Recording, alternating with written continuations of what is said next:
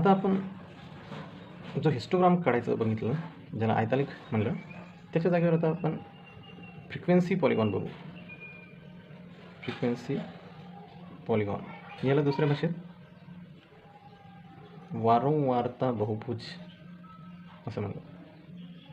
ठीक आहे. मी मुद्दामून हाच हिस्टोग्रामचा आपला आयतालिकाचाच प्रॉब्लेम घेतला आहे, कारण त्याचा ग्राफ माझ्याकडे रेडी आहे काढलेला म्हणून. तर जो हिस्टोग्राममधला जो क्वेश्चन होता प्रॅक्टिस 6.4 मधला थर्डवाला, त्याचाच डेटा घेतला आहे आणि त्या डेटाचा आपण हिस्टोग्रामच्या ऐवजी आता फ्रिक्वेन्सी पॉलिगॉन बनवूया. ठीक आहे ना. वारंवारता बहुभुज बनवायचा आहे. ठीक आहे ना. तर डेटा हा आहे आणि ग्राफ आपण आताच काढलेला आहे. ठीक आहे. याच्या आधीच्या व्हिडिओमध्ये त्याचा आपण वापर करूया. ठीक आहे. तर आता आपण आधी पण बघितले की क्लास इंटरवल जे आहे हे कंटिन्युअस आहे. तर 680 ही अपर लिमिट आहे या क्लासची, तर 80 ही लोअर लिमिट आहे दुसऱ्या क्लासची, है ना. 100 100 120 120. त्याच्यामुळे याचा काही नवीन क्लास मार्क्स किंवा क्लास इंटरवल पुन्हा तयार करण्याचं काही अडचण नाही. आता जो फ्रिक्वेन्सी पॉलिगॉन आहे ना, हे बनवण्याच्या दोन पद्धती येतात. एक आहे हिस्टोग्रामचा यूज करून. ठीक आहे. हिस्टोग्रामचा यूज करायचं म्हणजे काय करायचं आहे, तर आधी हिस्टोग्राम काढून घ्यायचा. जो डेटा दिलेला असेल त्या डेटावरून आधी हिस्टोग्राम काढून घ्यायचा आहे. लाईक समजा आपण काढला आहे 60 to 80 याची फ्रिक्वेन्सी घेतली आपण 14, देन 80 to 100 याची फ्रिक्वेन्सी घेतली 20, तर हा इथं 20, त्याच्यानंतर असे आपण सगळा हिस्टोग्राम काढून घेतला.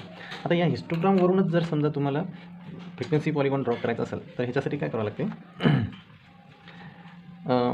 जे क्लास इंटरवल्स आहेत या क्लास इंटरवलचे मिड पॉईंट्स किंवा त्याला क्लास मार्क्स म्हणतो आपण. ठीक आहे ना. लाईक समजा जसं इथं 60 to 80चा क्लास मार्क काय होणार आहे, तर 70. ठीक आहे ना. तर मग या 70 इथं असेल. ठीक आहे ना. तर या क्लास मार्क्सची फ्रिक्वेन्सी काढायची. आता 60 to 80 हा क्लासची जी फ्रिक्वेन्सी असणार आहे तीच फ्रिक्वेन्सी क्लास मार्कची पण असणार आहे. ठीक आहे ना. 60 to 80 क्लास इंटरवलची जी फ्रिक्वेन्सी आहे ती 14, तीच फ्रिक्वेन्सी क्लास मार्कची पण असणार आहे. मग हे सगळे जे क्लास मार्क आहेत किंवा जे आयत आहेत त्या आयताचे टॉप आणि त्याचे मिड पॉईंट्स, यांना मार्क करून घ्या आधी. ठीक आहे ना. असे मार्क करून घेतले आणि ह्या सगळ्यांना जोडून घ्यायचं. एक समजा मी या दोघांना जोडतो.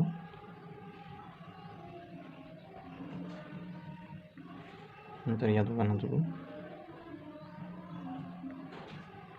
नंतर या दोघांना,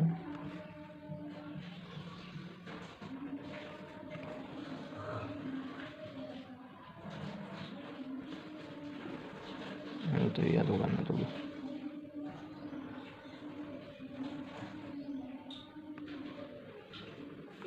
ठीक आहे ना.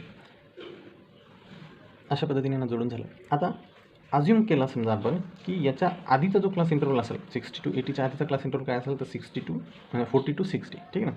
तर मग त्याचा क्लास मार्क कुठं असेल तर इथे. ठीक आहे ना. बरोबर आहे. तर तो क्लास दिलाच नाही आपल्याला, त्याच्यामुळे त्याची फ्रिक्वेन्सी काय असेल तर 0. म्हणून काय करा, या पॉईंटला आधीचा क्लास इंटरवल अज्युम करून त्याच्या क्लास मार्कशी जॉईन करा, लाईक दिस. ओके. तसंच शेवटच्या क्लाससाठी पण समजा ह्याच्यानंतर जर क्लास असता तर काय असता 160 to 180.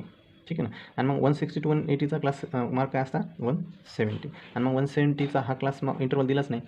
मग असं अज्युम करू की याची फ्रिक्वेन्सी 0 आहे, त्याच्यामुळे तो इथं असेल आणि मग ह्याला त्याच्यासोबत आधीच्या क्लासच्या क्लास मार्कसोबत जोडून घेऊ.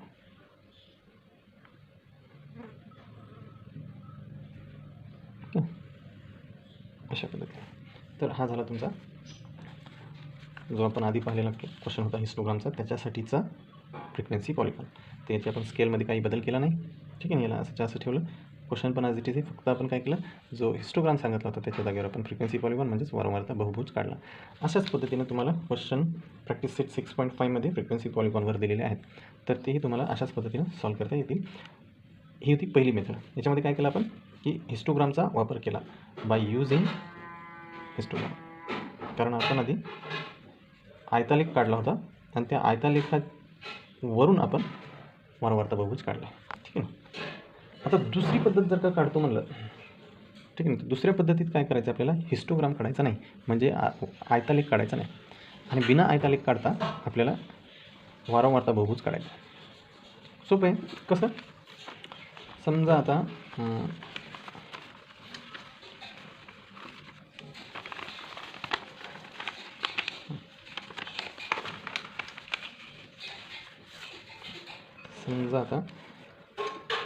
हा क्लास, ही त्याची फ्रिक्वेन्सी.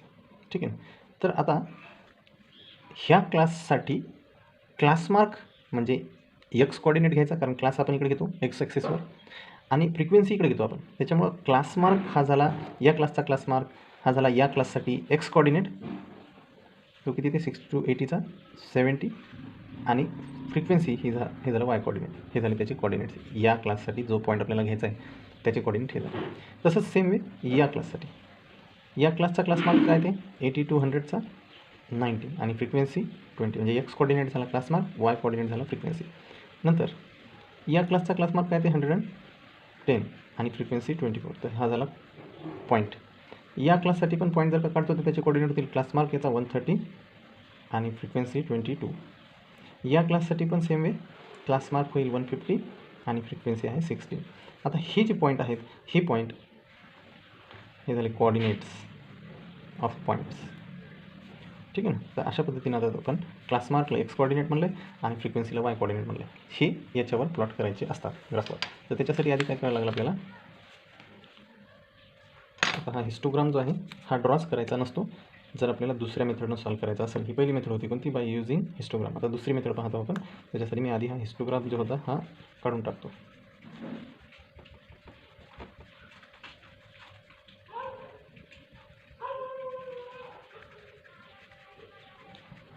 बाकी हे तर तुम्हाला माहिती आहे की जर का क्लास इंटरवल जे आहेत समजा आपल्याला दिलेले हे जर का कंटिन्युअस नसतील तर कंटिन्युअस कसे करून घ्यायचे आहे ना. लोअर लिमिटमध्ये 0.5 मायनस करून टाकायचे आणि अप्पर लिमिटमध्ये 0.5 ॲड करत चालायचं. हे तुम्ही शिकलेत आधीच्या व्हिडिओमध्ये आहे आपल्या. ठीक आहे. आता दुसरी मेथड पाहायला लागलो आपण. ठीक आहे ना. बाकी हे आपण जे क्लास इंटरवल घेतले ते ॲज इट इज आहेत. इकडे जी फ्रिक्वेन्सी आहे प्रॉब्लेमसाठी दिलेली ती ॲज इट इज आहे. ठीक आहे ना. स्केलमध्ये आपण काही बदल केला नाही. ठीक आहे. त्याच्यामुळे स्केल पण हीच राहणार. आता आपल्याला कोऑर्डिनेट काढलेत पॉईंटचे. ठीक आहे ना. ही दुसरी मेथड पाहायला लागलो आपण, विदाऊट युजिंग हिस्टोग्राम. हिस्टोग्राम म्हणजे आयतालेखाचा यूज न करता, विदाऊट म्हणला. ठीक आहे ना. आयतालेख आधी काढला होता, त्याचे आपण टॉप पॉईंट घेतले ते वगैरे केलं आपण. ठीक आहे ना. सॉल्व त्या मेथडला झालं आहे आपलं करून. तर आपण दुसरी मेथड पाहायला लागलो. तर आता आपण हे जे कोऑर्डिनेट्स घेतलेत हे कोऑर्डिनेट्स याच्यावर पॉईंट मार्क, या कोऑर्डिनेटच्या मदतीने हे पॉईंट याच्यावर मार्क करा आणि जॉईन करा. बघा आता 60 to 80 या क्लासचा क्लास मार्क आहे म्हणलं होतं आपण 70, त्याच्यामुळे मग आता एक्स कोऑर्डिनेट 70 शोधला तर एक्स 70 इथं असेल. याचा 14 जर का पॉवर फ्रिक्वेन्सी असेल तर तो पॉईंट इथे.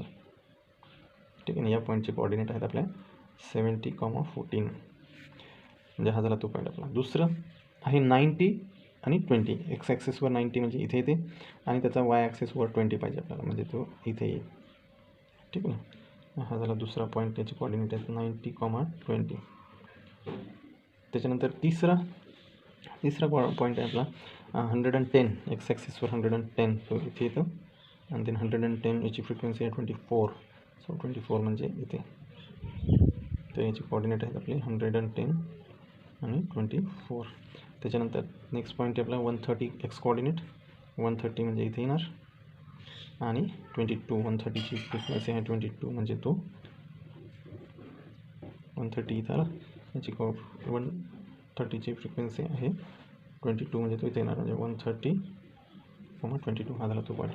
आणि लास्टली 150 आणि 16. 150 कुठे येणार आहे तर 140 आणि 160च्या मध्ये इथे. ठीक आहे ना. तर हा झाला 150, याची फ्रिक्वेन्सी आहे 16 म्हणजे इथे.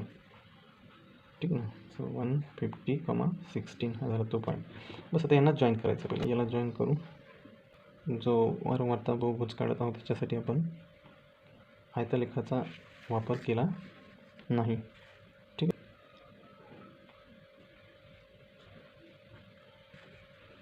याची कोऑर्डिनेट होते 110,24.